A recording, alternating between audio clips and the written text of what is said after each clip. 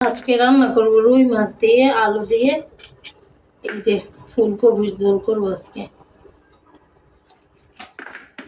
পেঁয়াজ মরিচ কাটাকুটি হয়ে গেছে, এই যে ফুলকপি আলু কাটাকুটি হয়ে গেছে।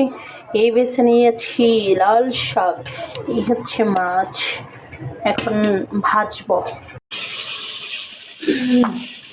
চুলায় এক পাশে মাছ ভাজতে দিলাম, আর এক পাশে আমি লাল শাক বানাবো। এই যে মাছগুলো সুন্দর করে ভাজা হয়ে গেল, মাছগুলোকে এখন উঠিয়ে নেব।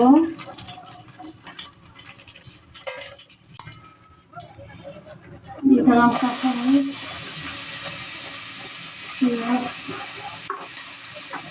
দিব এখানে আদা রসুন জিরা একসাথে বাদে আমি,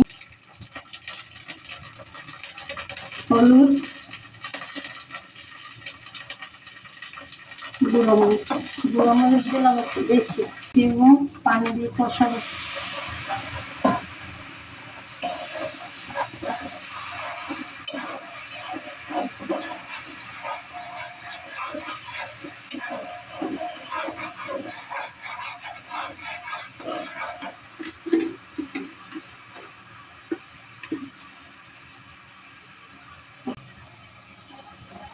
সবজিগুলো দিয়ে দিতে,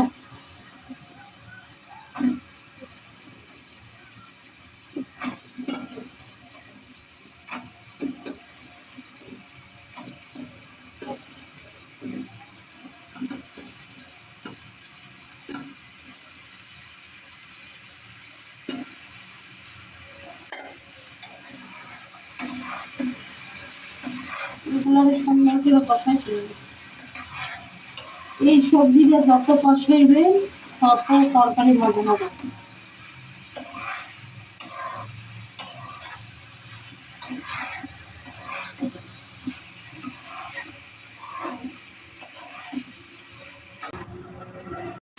দেখছেন সবজি আমি কিভাবে কষাইছি, এইভাবে যদি সবজি কষান তাহলে সবজি না খেয়ে যাবে তো। হ্যাঁ, সবজি তরকারি কেউ অল্প ভালো লাগে না, একবার মনে হয় না যে সিদ্ধ হয়ে গেছে।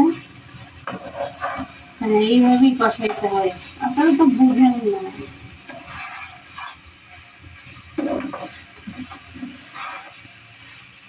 এখন পানি অ্যাড করবো।